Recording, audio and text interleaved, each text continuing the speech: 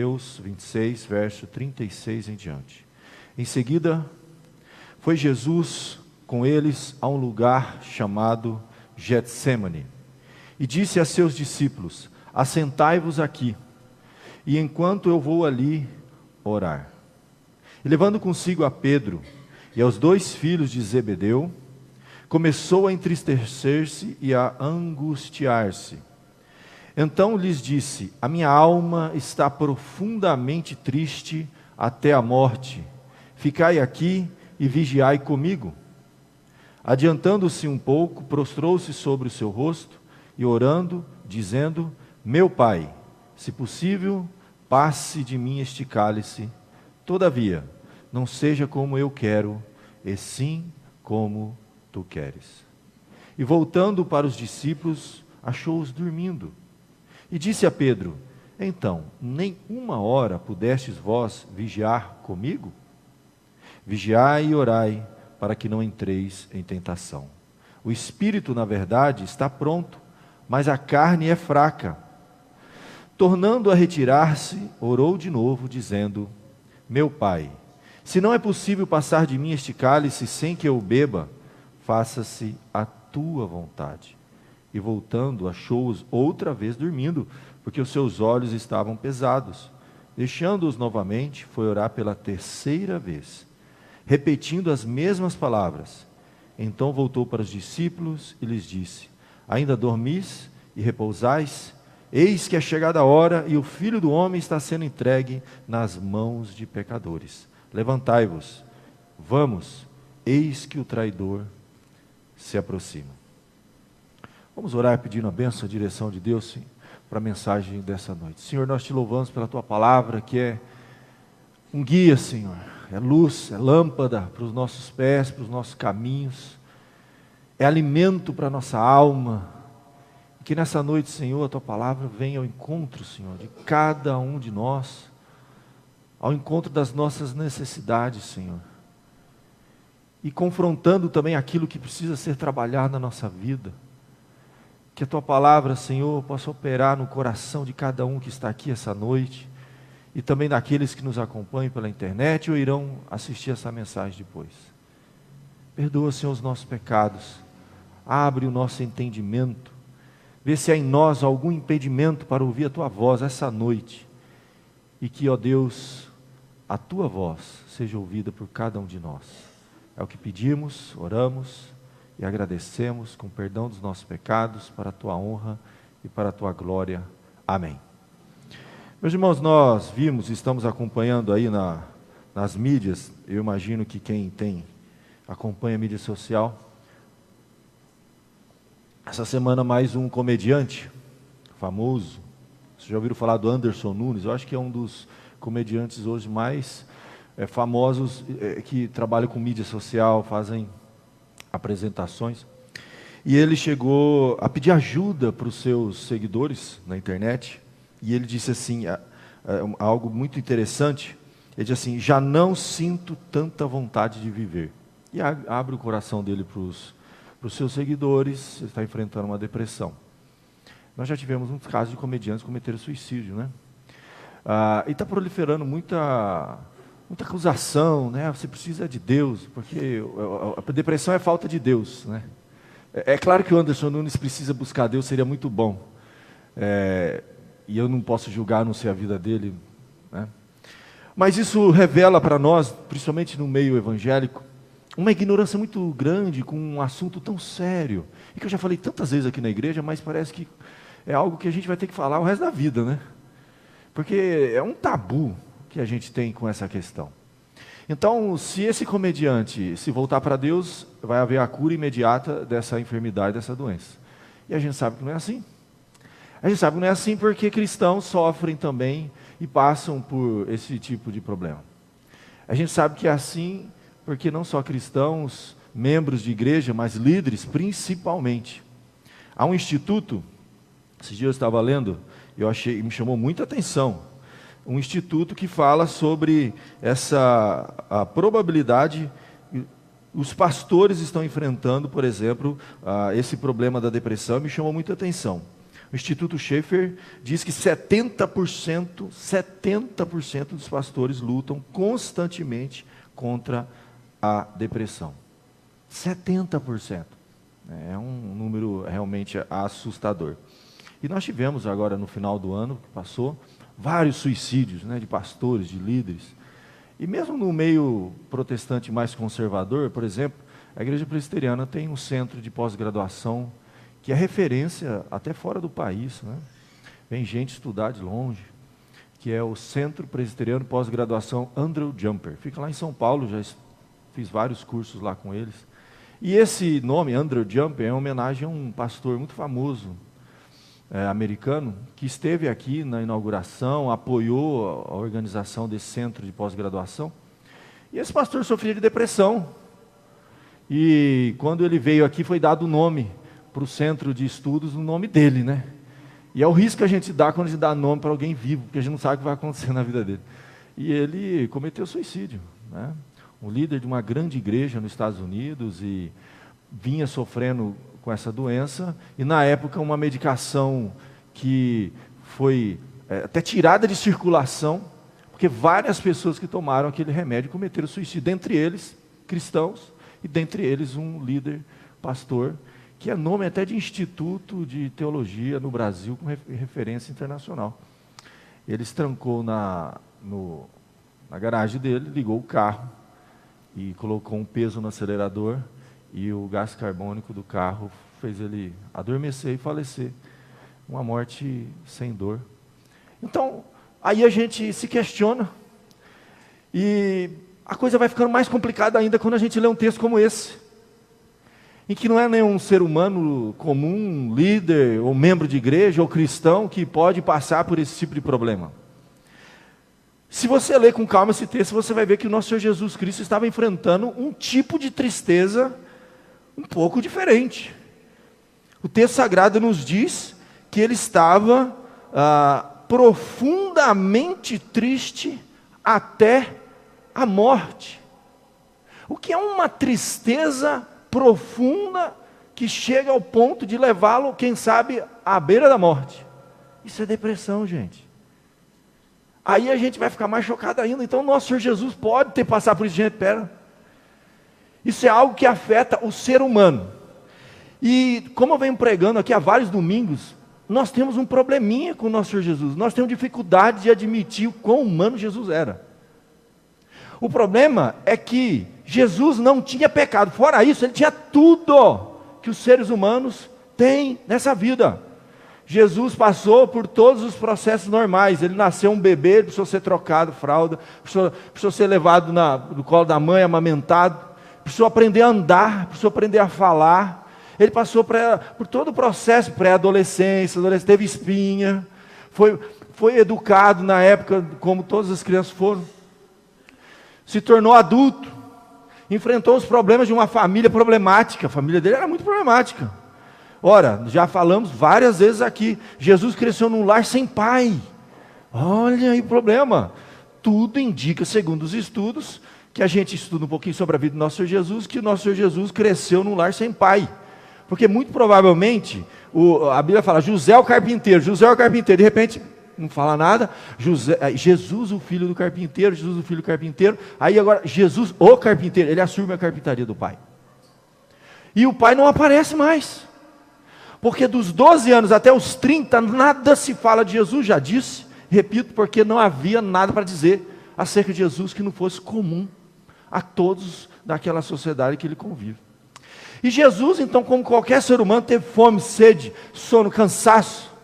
Ele só não pecou. Fora isso, você tem que olhar para Jesus e assimilar a humanidade de Jesus integral. Jesus foi 100% homem. Nós temos um problema com isso aí. A ponto até de ter uma tristeza, como o texto é muito claro, uma tristeza que ele me diz, a minha alma está profundamente triste até a morte. É por isso que alguns dizem que depressão é uma doença da alma, no sentido que é uma doença muito interior, muito profunda. E nós sabemos que é uma doença que pode atingir a qualquer pessoa. Qualquer pessoa. Basta ela estar sujeita, por exemplo, a um tipo de pressão além do normal, por exemplo, que leva a um estresse, a um abuso, de uma situação de desconforto prolongado, pode levá-la à depressão. Porque nada mais é do que um desequilíbrio químico no nosso cérebro. Já fizemos estudos aqui até minuciosos, que eu não vou pôr no telão e ficar explicando quimicamente a coisa. A gente sabe, nós temos neurotransmissores que trabalham e dão para nós prazer de viver, nos dão vigor, nos dão alegria. E é possível qualquer um, né, até o próprio Senhor Jesus, passar por uma pressão tal, que traz um cansaço, um esgotamento físico. E por que não um esgotamento emocional? Sim, Jesus compartilha essa experiência com os seus discípulos. A minha alma está, como diz o texto sagrado, profundamente triste até a morte. Jesus está no final. Vamos pensar aqui, gente. Foram 3 anos de um ministério doloroso, de perseguições, de noites sem dormir, de lidar com multidões e multidões, de chegar a um esgotamento, de às vezes ele dormir no barco, no meio de uma tempestade. A gente diz que Jesus, onde ele encostava, ele dormia, porque ele vivia cansado, tão humano que ele era. Agora ele está no final, na reta final, no capítulo seguinte, no verso seguinte, Judas aparece, e ele vai passar pela experiência mais difícil que um homem pode passar aqui na terra: ser traído por um amigo íntimo, vendido por 30 moedas de prata, ser preso, chicoteado, levado carregando uma cruz, e morre pelos nossos pecados. Gente, nós temos que lembrar que Jesus era 100% homem, e 100% Deus também. Em nenhum momento Jesus usou o poder divino para amenizar sua dor. A tentação de Jesus foi justamente essa, quando ele estava no deserto. O que o diabo disse para Jesus? Se tu és o Filho de Deus, se realmente é o Filho de Deus encarnado aqui, o verbo que se fez carne, transforma essas pedras em pães. A tentação de Jesus, durante toda a vida dele, sabe o que foi? Deixar de ser 100% homem. E usar recursos, né, divinos para soluções humanas. E você vai descobrir que para ele, em nenhum momento Jesus usou do poder divino para resolver seus problemas. Ele foi levado à cruz como homem, carregou a cruz como homem, foi pregado na cruz e teve dor humana.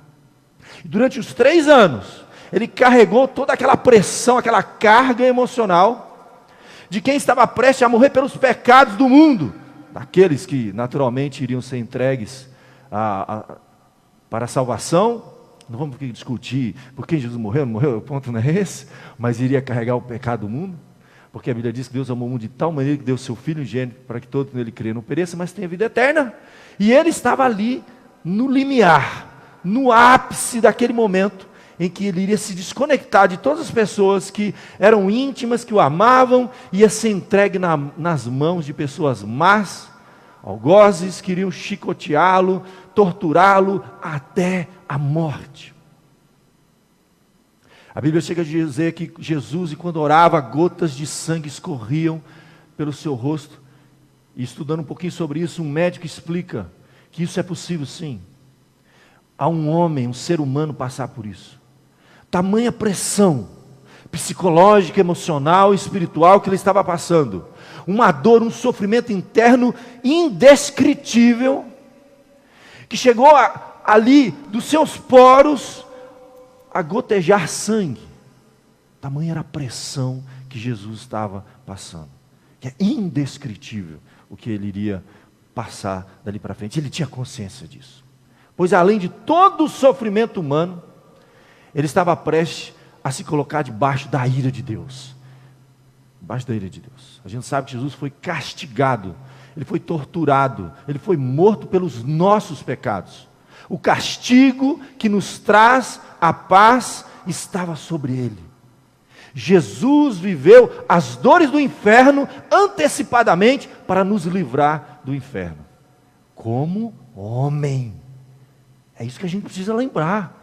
Porque a gente tem uma tendência de ver Jesus como um ser divino e esquece da humanidade dele. E durante o seu ministério, ele não usou o poder divino para amenizar sua dor. Não. No deserto ele passou fome. Ele não transformou as pedras em pães. A gente imagina que Jesus, quando estava sendo furado pelo prego, ele, pelo poder divino, anestesiou o local. Não. Ele teve uma dor igualzinha a você e eu teria se um prego atravessar o nosso pulso. A cruz pesou exatamente os quilos que ela pesava para ele, e um ser humano precisou carregar aquilo, como homem. E a gente precisa olhar para a humanidade de Jesus de um jeito diferente. Porque na história da igreja, a gente percebe o seguinte: geralmente quando superenfatiza um aspecto da pessoa de Jesus Cristo em detrimento da outra, surgem heresias. Se não formulada teoricamente, literalmente, na mente e no coração das pessoas, ela é formulada. Por exemplo, durante muito tempo se superenfatizou a divindade de Cristo no passado período medieval em detrimento da sua humanidade. Qual o resultado disso? As pessoas passaram a não recorrer a Jesus nas coisas corriqueiras e humanas. É daí que surge a ideia de que, peraí, Jesus ele está tão lá em cima, sentado à destra de Deus, o Filho de Deus, o Todo-Poderoso, que ele não vai entender o que eu estou passando aqui. Problemas humanos, familiares, necessidades humanas. E aí sabe o que a igreja começou a fazer? Na hora de orar, de interceder, de colocar suas necessidades humanas, ele não vai entender, é uma coisa tão humana que está muito distante da divindade de Cristo. Então, eu vou pensar, aí eles começaram a pensar assim: olha, eu conheço uma pessoa que foi um sacerdote, um líder religioso, humano como eu, mas ele estava tão pertinho de Deus, ele morreu, ele deve estar pertinho de Deus, eu vou pedir para ele, porque quem sabe ele vai interceder por mim. A primeira vez que é registrada na história uma intercessão por alguém que morreu, foi por volta do ano 300 e pouco depois de Cristo. Nos 3 primeiros séculos, as pessoas já estavam deixando de interceder a Jesus para colocar diante de um líder, de um alguém. E a igreja então foi praticando isso. E o catolicismo romano, muito tempo depois que isso já era uma prática corriqueira na igreja, falou assim: vamos pôr ordem na casa. Então vamos dizer agora para quem que nós podemos orar ou não. E aí eles começaram a declarar que algumas pessoas, possivelmente uma vida um pouco mais santa, elas estavam num estado de beatitude, de bem-aventurança, num lugarzinho um pouquinho melhor, um pouquinho mais perto de Deus. Então a gente pode orar pedindo, intercedendo em nome dessas pessoas. É o que a gente chama, que a Igreja Católica Romana faz, que nós respeitamos, mas não concordamos, né? Evidentemente, beatificação de um santo. Isso foi formulado, tá? E foi colocado pela igreja depois que o povo já estava praticando. O povo já estava praticando. E eu vou dizer que no meio evangélico, o que está acontecendo? No meio evangélico, as pessoas estão super enfatizando a divindade de Cristo em detrimento da humanidade. Sabe o que está acontecendo? As pessoas, na hora da necessidade, estão indo buscar ajuda, intercedendo. O líder, o pastor tal que tem poder, a igreja do poder. Pode ver o que está acontecendo no meio evangélico, a mesma coisa. Só não fala que é beatificado, mas fala assim: não, a oração daquela pessoa tem mais poder. Então vamos pedir: ora por mim. Meu irmão, nós não precisamos disso, porque nós temos um Cristo que é 100% homem e é 100% Deus, e compreende, entende as suas necessidades, e viveu minuciosamente cada uma da experiência humana que nós vemos aqui na terra, e Ele pode nos compreender, até mesmo ter uma tristeza tão profunda como Ele mesmo disse: a minha alma está profundamente triste até a morte. Isso nos prepara para falar sobre um assunto que é tabu na igreja, né?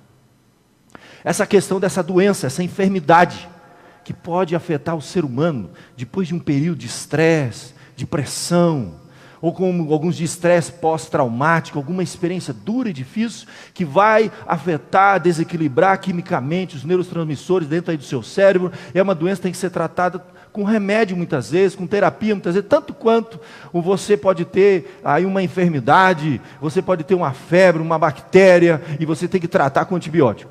É uma coisa, tem diferença nenhuma. E aqui, meus queridos, nosso Senhor Jesus vai expor, através dessa experiência, algumas formas modo que ele lidou com esse problema. De estar debaixo de uma pressão muito grande e sentir uma tristeza tão profunda, triste até a morte. O que ele faz? Então aqui você tem alguns passos que eu acho muito interessante, eu quero compartilhar com vocês. Ele está resumido nas redes sociais, no meu blog, depois você pode entrar, compartilhar, falar e ler e compartilhar com quem porventura esteja precisando. A primeira atitude aqui é interessante. A palavra de Deus nos diz que Jesus escolhe alguns amigos próximos para estar com ele. Jesus andava com multidão, gente. É igual a gente. Nós andamos a semana inteira, temos contato com uma multidão de pessoas. Uma multidão de pessoas que não tem interesse nenhum com a nossa vida, que não participam da nossa intimidade, em que nós não podemos nem devemos abrir o nosso coração. Mas todos nós, e até o Senhor Jesus, 100% humano, precisou ter amigos próximos. E a Bíblia diz aqui no verso 37, levando consigo a Pedro e 2 dos filhos de Zebedeu. Quem são os filhos de Zebedeu? Tem uma passagem aqui na palavra de Deus que nos mostra exatamente quem são os filhos de Zebedeu. Vou ler aqui para você. Os nomes desses, aqui não é dado exatamente quais são os nomes, mas há uma passagem na palavra de Deus aqui que nos mostra o nome dos filhos de Zebedeu.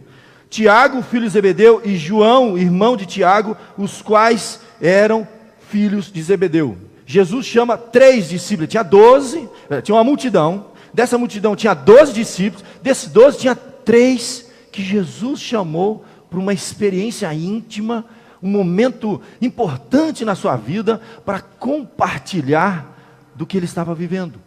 E aqui a Bíblia nos fala então que ele escolhe alguns amigos próximos para estar com ele. E você sabe por quê que no caso, institutos detectam que 70% dos pastores passam por depressão? Sabe qual é o maior problema que existe na liderança? Eu descobri isso depois que eu entrei no ministério. Pastor não tem amigo. Não, pastor não tem amigo. Praticamente não tem amigo. 99,999% dos pastores que eu converso falam assim, eu não tenho amigo. Eu tenho ovelha, eu tenho companheiro de ministério, mas não tenho amigo. Amigo que você pode abrir o coração e contar os seus podres. Eu estou falando amigo. Amigo é aquele que você pode contar o podre. Se você não pode contar o podre, não é amigo. Só que a gente vai descobrir quantas pessoas você pode contar o podre. Conta na palma da sua mão quantas pessoas que você pode contar os seus podres.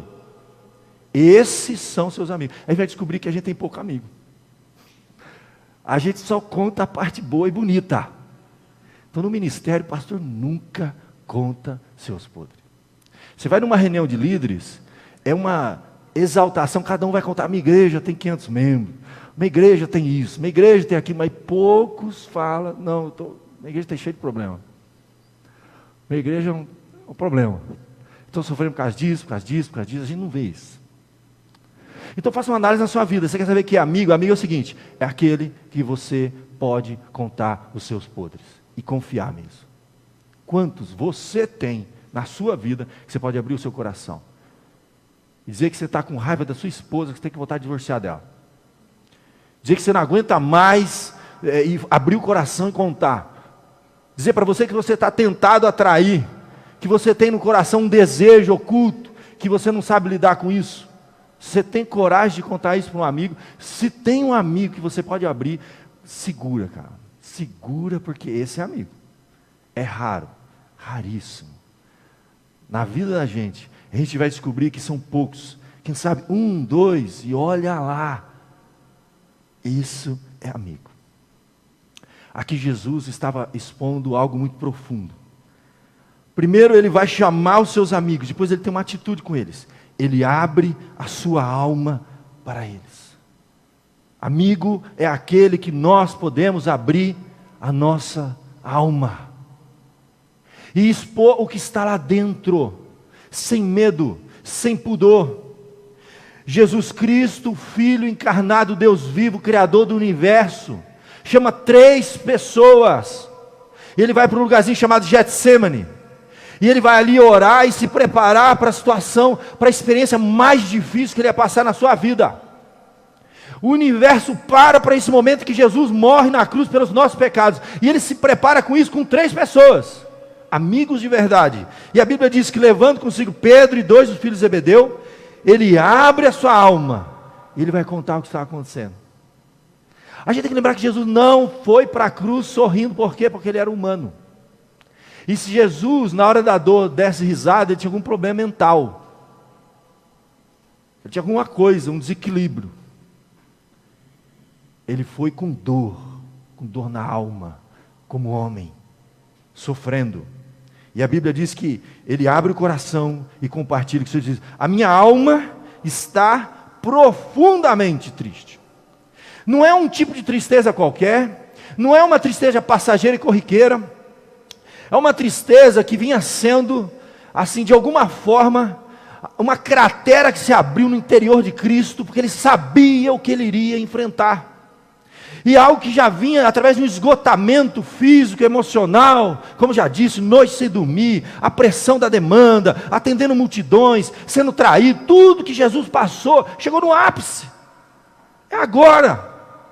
E aí ele se prepara para esse momento, chama 3 discípulos e abre o seu coração.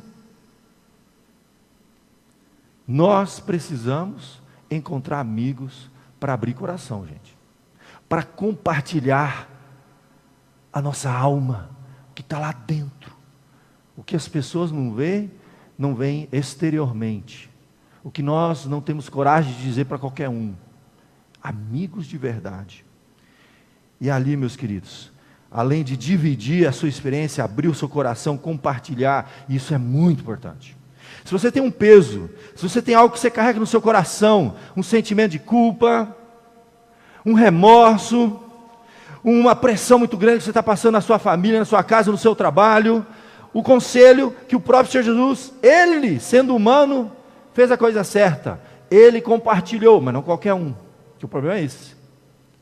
A pior coisa que pode acontecer é compartilhar com a pessoa errada e isso se espalhar, isso ser usado contra ele. É por isso que pastores raramente abrem o coração, porque isso pode ser usado contra eles. São pessoas muito perseguidas. É por isso que muitas pessoas se fecham, porque já tiveram uma experiência de compartilhar o seu coração. Isso foi usado depois de uma forma equivocada. Mas não deixe isso impedir você de exercitar essa terapia, essa necessidade humana que nós temos de dividir as nossas cargas, não com qualquer um, nem dentro da igreja. E eu vou dizer mais, bem francamente, principalmente dentro da igreja. Não abra para qualquer um. Meu conselho é esse. Eu tenho 2 décadas de igreja e eu aconselho você não abrir para qualquer um. Conheça, depois de muitos anos de convívio, a fidelidade, entendeu? A credibilidade e a maturidade da pessoa com quem você vai se abrir. Mas faça isso. Se você tem um peso de 100 quilos nas suas costas, se você divide com mais uma pessoa, é 50. Jesus dividiu com 3, interessante, sempre 3, né? Dividiu com 3 a carga. A minha alma está profundamente triste. Uma tristeza profunda que abateu sobre ele. E aí algo mais lindo vai acontecer. Ele, além de abrir a sua alma, ele vai pedir. Jesus humano, pedindo companhia na hora da dor. Até Jesus precisou, gente. Jesus então vai pedir a intercessão e o companheirismo deles. Ficai aqui e vigiai comigo. Jesus humano necessitou de companhia na hora da dor. Porque nós humanos temos dificuldade de admitir que nós também precisamos de companhia na hora da dor.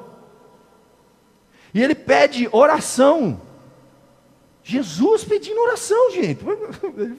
O Filho de Deus. Por que isso? Porque a gente esquece que Jesus era 100% humano. E ele aqui então vai pedir intercessão no verso de número 38. A minha alma está profundamente triste, fique aqui comigo, vamos orar juntos, intercedam por mim, vigiai junto comigo. E a Bíblia diz então que ele se adianta um pouco, prostrou sobre o seu rosto, e ele vai começar a orar. E os discípulos ficam lá intercedendo junto com ele. Jesus tinha necessidade de ter amigos íntimos, de abrir o seu coração e pedir orações para o momento de luta, de batalha que ele tinha pela frente. Mas não só dividir com pessoas, ele vai ter também a sua experiência pessoal.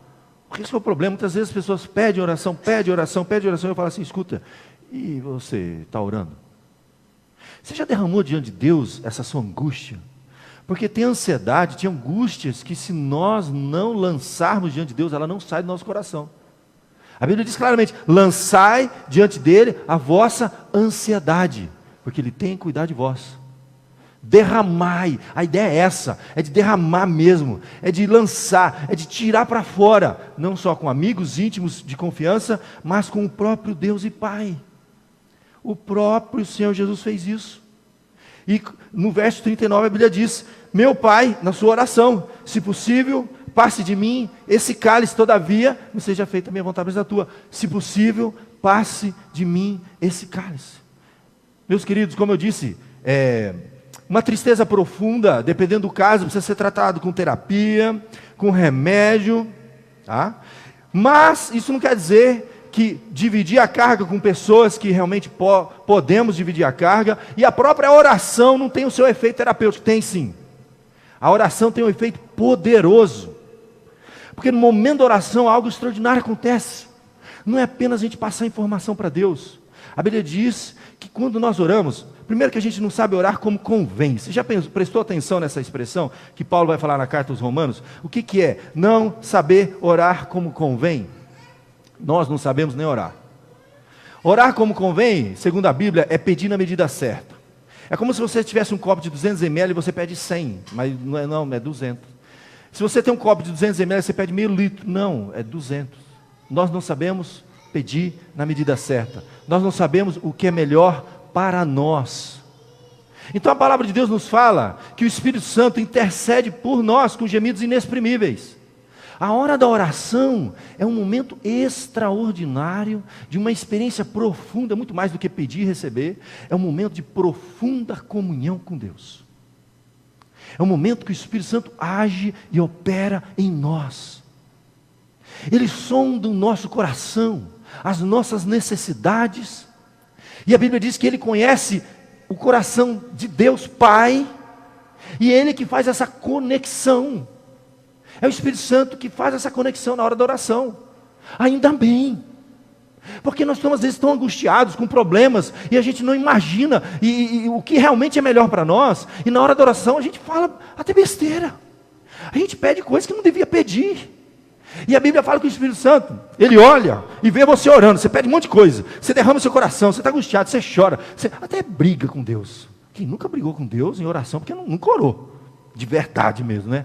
Olha a oração do salmista, às vezes assusta. Até quando, Senhor? Meu irmão, deixa eu falar, murmuração é reclamar de Deus para as pessoas. Diante de Deus, lançar as nossas misérias é lamentação. A Bíblia diz, lamentai e chorai, convertei vosso riso em pranto, vosso gozo em tristeza. Humilhai-vos debaixo da potente mão de Deus, que Ele vos exaltará. Lamentar é uma prática bíblica. Diferente disso é ficar reclamando da vida, isso é murmurar. Deus não gosta de murmuração. A Bíblia fala que Deus estava por aqui com aquele povo de Israel, porque era um povo que murmurava. Sabe, gente que reclama de tudo, fica reclamando, todo dia reclama. Reclama porque está chovendo, reclama porque está sol, reclama porque está frio, porque está quente. Reclama do trabalho, reclama porque não tem trabalho, reclama da mulher, do filho. Tudo que faz para a pessoa, ele só reclama. Gente assim é doente, isso é patológico. Isso é murmuração, isso é pecado, precisa ser tratado. Mas a Bíblia fala que a gente tem que lamentar. Lamentar é contar para Deus o que está doendo, e dar nome, e derramar intensamente. E a Bíblia fala, tem lá as lamentações de Jeremias. E nós temos que lamentar, e derramar diante de Deus através das orações, dos nossos lamentos, as nossas angústias. E nós derramamos perante o Senhor nosso coração.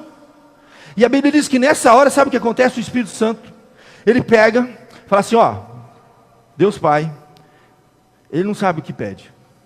Está pedindo tudo errado. Ele não sabe o que precisa, não sabe de nada. O seguinte, pega a oração, ele decodifica a sua oração, reinterpreta a sua oração de acordo com as suas necessidades, de acordo com a vontade do Pai, e coloca a sua oração diante de Deus Pai. Amém. Graças a Deus por isso. Porque se Deus simplesmente ouvisse a sua oração do jeito que ela vai, pelo amor de Deus, onde você estaria hoje? Quanta coisa eu pedi a Deus e pedi errado. A Bíblia diz, nós não sabemos orar como convém, não sabemos pedir, não me dá certo, eu não sei o dia da manhã, eu não sei o que é melhor para mim, por isso que na minha oração eu peço, derramo, falo, aconteça, no fim eu falo, Senhor, seja feita a tua vontade, porque eu não sei o que é melhor para mim, eu sei o que está doendo, mas não sei o que é melhor, qual é o melhor caminho, eu não sei, eu não sou Deus, então a minha oração tem que terminar, seja feita a tua vontade. E aí o Espírito Santo nessa hora age, opera no nosso coração, reinterpreta a nossa oração, coloca diante de Deus Pai. E a Bíblia diz, não andeis ansiosos de coisa alguma, tudo seja conhecido diante de Deus, através da oração, súplica e ação de graça. O que acontece? Você continua lendo, e a paz de Deus, que excede todo o entendimento, guardará a vossa mente e o vosso coração em Cristo Jesus. Mente, razão, coração, emoções. Isso de acordo com a forma que a Bíblia didaticamente explica para a gente. A gente sabe que tudo funciona dentro do cérebro, eu sei. Mas é a forma que a Bíblia coloca. Ela separa razão e emoções. Tá? E aí a Bíblia diz, a paz de Deus que excede o entendimento. Sabe por que excede o entendimento? Porque não tem explicação. Não tem explicação. O problema continua. As coisas não se resolveram. Eu estou lá de joelho, orando, com o rosto em terra, do jeito que você quiser, mas algo acontece, e a Bíblia diz que é algo miraculoso, a paz de Deus que excede o entendimento, ela guarda, a ideia de guarda é a mesma expressão usada quando aqueles soldados guardaram o túmulo de Jesus, eles guardam mesmo, eles amarraram, eles colocaram soldados armados, é protegido. O que a gente precisa é dessa blindagem da nossa razão, das nossas emoções, e a oração tem o poder de fazer isso com a gente, e às vezes a gente não usa recurso, e o próprio Senhor Jesus precisou usar esse recurso. Oração blinda coração, gente. A Bíblia é clara, e a oração, e a paz de Deus, que excede também, guardará a vossa mente e o vosso coração em Cristo Jesus. Aonde que é guardado? Em Cristo Jesus. É como se as nossas emoções e a nossa razão fossem colocadas em Cristo. É Ele que protege. E quem pode tirar isso dele? Por isso que é possível a gente estar no olho do furacão e estar em paz com Deus. É possível. É algo miraculoso que acontece. Pastor, eu orei, não deu, então ora mais. Jejua. Passa dias de oração. Coloque a sua causa diante de Deus. E não se levanta enquanto você não tiver paz no coração. Está aqui na Bíblia, gente. Isso acontece.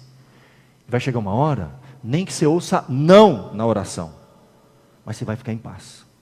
Porque o não era melhor, o não era mais importante. Era o não que você tinha que ouvir. Jesus então escolhe amigos próximos para estar com eles.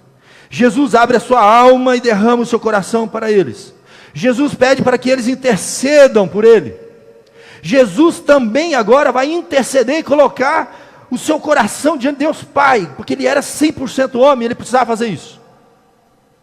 E por fim, para fechar aqui, meus queridos, quase fim, tem mais 2 pontozinhos aqui. Jesus descansa a sua alma na soberana sabedoria de Deus. Quando ele termina a sua oração dizendo, todavia, não seja como eu quero, e sim como tu queres. Você vai fazer tudo o que você tiver que fazer. Usar todos os meios e recursos que nos são oferecidos, que você tem acesso. Vai fazer terapia, toma remédio, vai no psicólogo, no psiquiatra, chama amigos íntimos, derrama o seu coração, pede para eles orarem, terapia, maravilha, tudo isso aí é bênção. Ore você também, coloque diante de Deus, faz tudo que você tem que fazer. Mas no final, a última coisa, você tem que fazer isso. Se você não fizer isso, nada mais faz sentido. Descansa na soberana sabedoria de Deus. Todavia, não seja como eu quero e assim como tu queres. Jesus ensinou isso aqui, Jesus ensina isso na oração do Pai Nosso: seja feita a tua vontade, assim na terra como nos céus. Está na oração do Pai Nosso. E é a oração modelo para nós, não para ficar copiando só ela, mas é um referencial para nós. Uma oração que não termina assim, é uma oração capenga, manca, está faltando um dos pontos mais importantes. Seja feita a tua vontade, não a minha. Eu não sei o que é melhor. Aqui, meu querido, é o ponto-chave, que a gente descansa na soberania de Deus, acreditando que de fato Deus tem um propósito em todas as coisas, que de fato todas aquelas promessas da Bíblia, que Deus transforma o mal em bem, que Deus tem propósito na nossa vida e nada acontece por acaso, que Deus estará presente e nunca nos desamparará. Estarei convosco todos os dias, até a consumação do século. São essas as promessas bíblicas que estão por trás dessas palavras. Seja feita a tua vontade. Exige muito conhecimento da palavra de Deus, exige anos de estudo e de experiência com Deus, para poder dizer de fato e descansar: seja feita a tua vontade. Em coisas que a gente não tem poder, em coisa que não está no nosso controle, a gente descansa e coloca nas mãos do Pai e diz assim: tu sabes o que é melhor para a minha vida. Aí você fica em paz, gente. Você fica em paz. Como uma ilustração que eu vi uma vez de uma criança, num cruzeiro, filho do capitão, do comandante lá do grande navio. O barco estava enfrentando uma grande tempestade, parecia que ia naufragar. Todo mundo correndo, pegando colete salva-vida, se preparando para o pior, abrindo as cabines, pedindo para o povo sair. E aí foram na cabine em que estava o filho de quem estava no comando daquele barco. E a criança estava brincando de carrinho. O barco balançava, aí ele desceu o carro, brincando. E a tripulação: menino, coloca o colete, esse barco pode afundar. E aí a criança vai, olha para o pessoal desesperado, fala assim: olha, eu já viajei muito com meu pai, eu conheço meu pai, é só mais uma tempestade, vai passar. Fecha a porta aí, deixa eu brincar, vai. E a criança continuou lá brincando, porque conhecia o pai que tinha e sabia quem estava conduzindo aquele barco. Se você conhece o pai que você tem e sabe que ele está na condução da sua vida, tem hora que a gente vai ter que fazer como aquela criança: fecha a porta e descansa. A Bíblia diz constantemente para a gente: entrega o teu caminho ao Senhor, confia nele e o mais Ele fará. Gente, isso não é frase de efeito, não. Ou a gente crê nisso, ou para tudo, ou fecha isso aqui e vai fazer outra coisa da vida, ou larga esse negócio de ser cristão. Ou a gente acredita que a Bíblia está dizendo: entrega o teu caminho ao Senhor, confia nele e o mais Ele fará. Ou a gente acredita, isso não é frase de efeito, isso é uma verdade bíblica, uma das mais importantes para nós. Termos paz e vivermos nesse mundo. Entrega o teu caminho ao Senhor, confia nele e o mais não é tu que fará, é Ele. Descansa. Jesus fez isso. Todos os passos estão aqui. Quem sabe eu e vocês estão precisando seguir exatamente esses passos. E eu quero te convidar essa noite, você seguir, arrisca isso. Escolha amigos de confiança. Amigo é aquele que você vai contar o podre. Se não tem, procura. Ore a Deus, peça, porque é algo importante você ter na sua vida. Segunda coisa, abra sua alma para eles, só para eles. Terceira, peça para eles te intercederem por você, estarem com você, acompanharem você.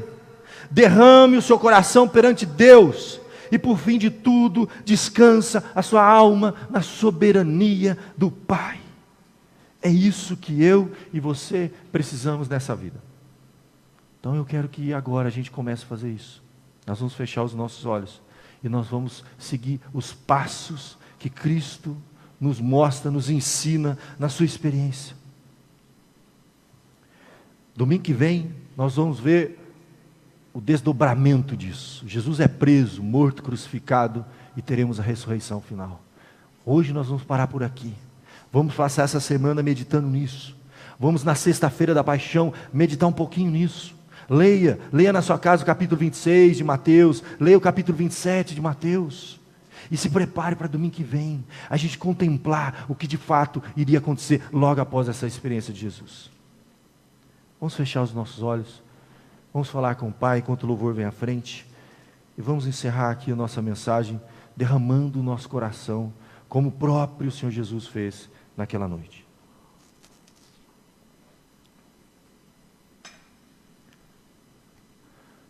Senhor Deus, nós estamos aqui na Tua santa e bendita presença, Pai. Vimos essa noite uma experiência profunda que o nosso Senhor Jesus teve com 3 discípulos, amigos íntimos, que Ele pôde abrir o seu coração e derramar sua alma. Nessa noite, ó Pai querido, nós queremos fazer o mesmo. Queremos colocar diante do Senhor a nossa angústia, a nossa necessidade, aquilo que dói, aquilo que pesa, aquilo que machuca, Senhor. Quem sabe algum de nós aqui já não aguenta mais carregar esse peso, precisa encontrar amigos íntimos de confiança para derramar o coração, para dividir a carga. Dê-nos amigos assim, ó Pai querido. Eu peço essa noite por cada um que está nos ouvindo, aqui na igreja, pela internet, nos dê a bênção e a graça de termos pessoas na nossa vida que podemos dividir até os podres da nossa vida, Senhor. A Bíblia fala: confessai os vossos pecados uns aos outros, dividi as vossas cargas, compartilhai. É uma necessidade humana. E o próprio Senhor Jesus, 100% homem, viveu e fez isso. Queremos nessa noite, em nome de Jesus, pedir que o Senhor conceda a nós amigos leais, fiéis e maduros, para dividirmos o nosso coração. Queremos também, Senhor, colocar diante de Ti a nossa angústia, aquilo que pesa, aquilo que dói, aquilo que machuca.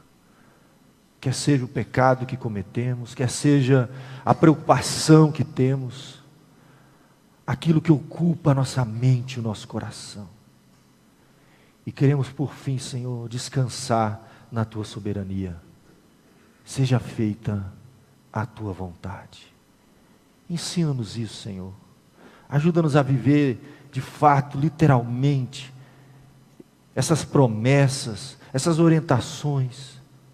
Que a Bíblia não seja um livro teórico para ficar guardado na estante juntando pó. Que ela seja algo praticado por nós, vivenciado por cada um de nós, Senhor. Abençoe Teu povo, dê-nos a graça de vivermos isso essa noite, essa semana e por toda a nossa vida. É o que pedimos, é o que rogamos, é o que clamamos em nome de Jesus. Amém, Senhor.